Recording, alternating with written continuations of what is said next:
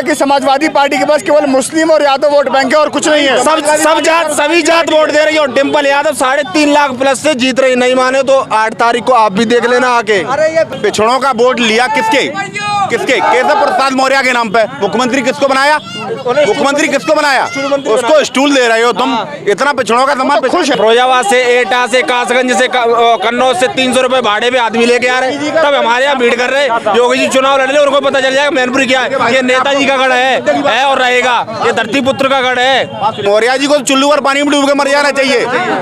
चुल्लू पर डूब के पानी मर जाए। जो अपनी सीट नहीं बचा पाया वो आदमी मैनपुरी आ रहा है।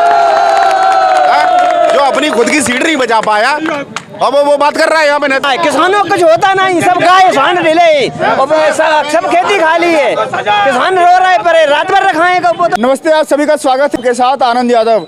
मैनपुरी में लोकसभा का उपचुनाव है, यहाँ पर मौजूद हूँ।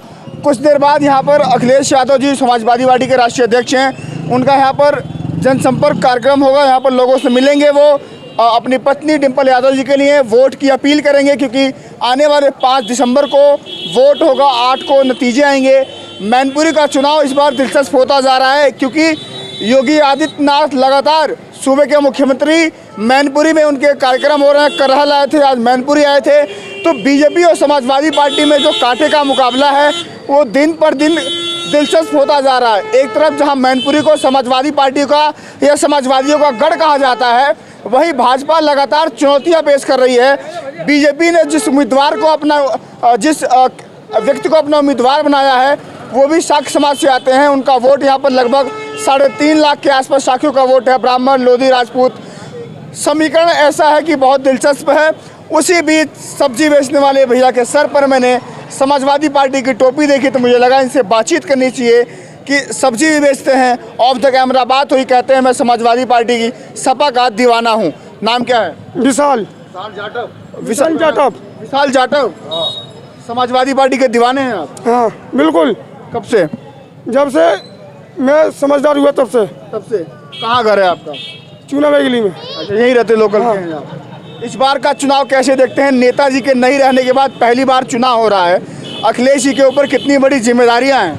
बहुत बढ़िया, मगर इतनी तेजी से साइकिल बाजी है कि बीजेपी का पकड़ नहीं पाएगी। बीजेपी पकड़ नहीं पाएगी साइकिल को, नहीं पकड़ पाएगी। योगी आदित्यनाथ लगातार मैनपुरी के दौरे कर रहे हैं। आज भी मैनपुरी में आए थे, 2 दिन पहले करहल में आए थे। आने दो, उससे क्या मतलब है? मगर चलेगी साइकिल ही चलेगी। डिम्पल भाभी वो कह रहे हैं कमल खिल रहा है। नहीं खिलेगा, कमल बुझा गया। कमल तो बुझा गया। कमल पूरी यूपी क्या पूरे भारत में इस समय खिल रहा है? कहीं नहीं खिल लिया। पंजाब में कमल तो चलो डबल इंजन की सरकार है। मोदी जी दिल्ली से जोर लगा रहे हैं, लखनऊ से योगी जी लगा रहे हैं। कहीं से भी लगाने दो, मगर यहाँ से डिम्पल भाभी जीतेंगी। कह रहे हैं इस बार समाजवादियों का जो गढ़ है मैनपुरी, उसको गढ़ टूटेगा और बीजेपी का कमल यहाँ पर फिर खिलेगा। नहीं खिलेगा, कैसे भी नहीं खिलेगा। आजमगढ़ आपका गढ़ था, आजमगढ़ आप लोग हार गए। मैनपुरी रामपुर था आपका, रामपुरी हार गए। अब कह रहे हैं बीजेपी वाले कि मैनपुरी गढ़ है, जाएगा। यहाँ से कहीं से कैसे भी नहीं हारेंगे। यहाँ से नहीं हारेंगे, वहाँ से कहीं से भी हार गए, यहाँ से नहीं हारेंगे। कुछ लोग हैं, नौजवान हैं, क्या लगता है नाम आपका? आयुष पांडे जी। माहौल क्या है मैनपुरी का? माहौल अच्छा है, काफी अच्छा है। काफी बीजेपी के लिए सपा के, सिर्फ सपा, ओनली सपा। भाजपा कह रही है सपा। भाजपा तो कह ही रही। नहीं, ओनली सपा। कहने तो थोड़ी ओनली सपा भाई, ओनली सपा। क्यों सपा? अरे भाई सपा वो गढ़ ही है उनका, गढ़ है वो। अरे गढ़ नहीं है यहाँ, गढ़ है। हमने आजमगढ़ भी टूटते हुए देखा है, हमने रामपुर भी टूटते हुए देखा है। वो जैसा भरोसा यहाँ के लिए भरोसा है उनका, वो जीतेंगे। सीधी बात, वो जीतेंगे यहाँ से, गारंटी जीतेंगे। शुभ नाम आपका? उपदेश यादव।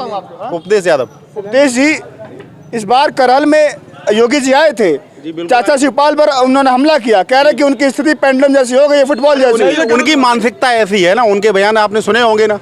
एक बाबा को इस तरीके के बयान देते हुए मुख्यमंत्री हैं वो। अरे मुख्यमंत्री तो हम तो मानते हैं मुख्यमंत्री है, लेकिन मुख्यमंत्री की भी तो एक मर्यादा होती है ना भाई। राजनीति में एक स्वच्छता होती है, राजनीतिक स्वच्छता, उसका वो ध्यान रखते हैं कहीं?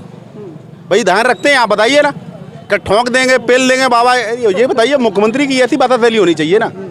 ऐसे थोड़ी काम चलेगा ना। वोट बैंक पे प्रभाव पड़ेगा ऐसी? अरे कुछ घंटा प्रभाव नहीं पड़ रहा बाबा जी। बाबा जी जाएंगे, बाबा जी जाएंगे यहाँ पे, बाबा जी 10 रैलियां कर ले यहाँ पे, 50 कर बाबा जी यहाँ के डेरा डाल लें। आज भी मैनपुरी में आए थे वो? अरे आ जाए, बिल्कुल आए, घर पे आए। उनका भाई हमारे मुख्यमंत्री, उनका स्वागत है। उनका चुनाव लड़ना उनका अधिकार है। देखिए चुनाव लड़ना उनका अधिकार है।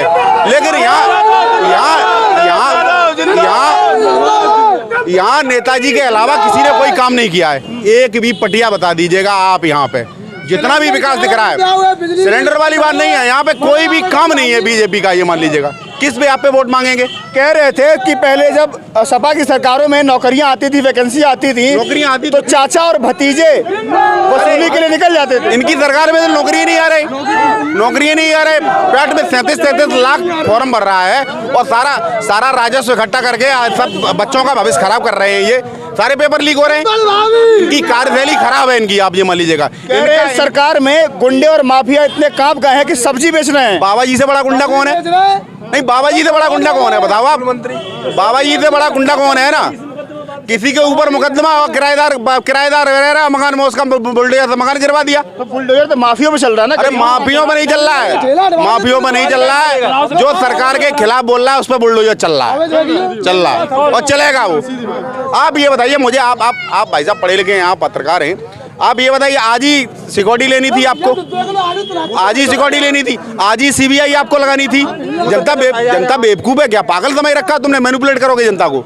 जनता सब समझ चुकी, इनकी पोल खुल गई, डोल पोल फट जाएगा इनका। अच्छा, जब बात हुई उनसे बात हुई केशव प्रसाद मौर्य जी से, उनसे बात हुई कि आपने सिक्योरिटी क्यों वापस ले ली? वो कह रहे कि परिवार से खतरा था। अरे परिवार इकट्ठा आ गया। मौर्य जी बोलने लायक है, मौर्य जी सिरातू खुद हार गए। और क्या? अपनी अस्तित्व की अपना अस्तित्व बचाने के लिए उनको खुद बीजेपी ने दोबारा उनको उप मुख्यमंत्री बनाया। मौर्य जी अपनी सीट बचा पाए? मौर्य जी को चुल्लू पर पानी में डूब के मर जाना चाहिए। चुल्लू पर डूब के पानी मर जाए। जो अपनी सीट नहीं बचा पाया वो आदमी मैनपुरी आ रहा है, जो अपनी खुद की सीट नहीं बचा पाया अब वो बात कर रहा है यहाँ पे नैतिकता की। वो कह रहे हैं कि 22 तो झांकी है, 24 अभी बाकी है। 24 में इनका सफाया है, ये मान लो। अब सुनो, अब ये डाउनफॉल में अब इनको कोई नहीं रोक पाएगा। अब इनका खत्म है पीरियड। भाई कब तक चलेगा ना? चाचा कह रहे हैं, वो कह रहे हैं बीजेपी के लोग, बीजेपी के नेता कि 22 तो झांकी है, 24 अभी बाकी है। 24 सब सफाया है बना है, किसानों को कुछ होता नहीं, सब गाय सांड ढिले, सब खेती खाली है, किसान रो रहे पर रात भर रखाए कब वो तो। अच्छा, कहते हैं जहाँ योगी जी जाते हैं, एक बार योगी जी की जनसभा हो जाती है, माहौल बदल जाता है। अरे कहीं नहीं, कहाँ बदल लिया? कलकत्ता में क्या हुआ? अरे आतरस से, फिरोजाबाद से, एटा से, कासगंज से, कन्नौज से 300 रुपए भाड़े पे आदमी लेके आ रहे हैं। तब हमारे यहाँ भीड़ कर रहे हैं। योगी जी चुनाव लड़ रहे, उनको पता चल जाएगा मैनपुरी क्या है। ये नेताजी का गढ़ है और रहेगा। ये धरती पुत्र का गढ़ है। मैं मुद्दे की बात बता रहा हूँ। पिछड़ों का वोट लिया किसके? केशव प्रसाद मौर्य के नाम पे। मुख्यमंत्री किसको बनाया? उसको स्टूल दे रहे हो तुम। इतना पिछड़ों का सम्मान। खुश है ना वहाँ पे? वो अगर खुश है तो खुश है क्या? अरे हम बबलू साग के, हाँ बताइए। साकी समाज से? हाँ बिल्कुल। वो कह रहे हैं बीजेपी के लोग 3.5 लाख हमारे तरफ, बीजेपी के ब्राह्मण लोग हैं वो भी हमारे तरफ, राजपूत हमारे तरफ, लोधी हमारे तरफ। कैंडिडेट मिला, कैंडिडेट जगह रहे जो समाजवादी पार्टी में पढ़ा लिखा है और जो राजनीति करे उसे कोई प्रत्याशी नहीं मिला, तो साकी जी ले आए, उनको बर्बाद करना चाहते हैं।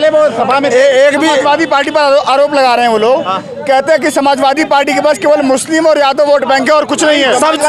सभी जात वोट दे रही है। और डिम्पल यादव 3.5 लाख प्लस से जीत रही। नहीं माने तो 8 तारीख को आप भी देख लेना आके 12 बजे। ये हमारे ब्राह्मण समाज के लोग हैं, इनसे बात के लिए। ब्राह्मण समाज के आप लोग, क्या नाम है आपका? रजत पांडे। अच्छा जी। कौन जीत रहा है?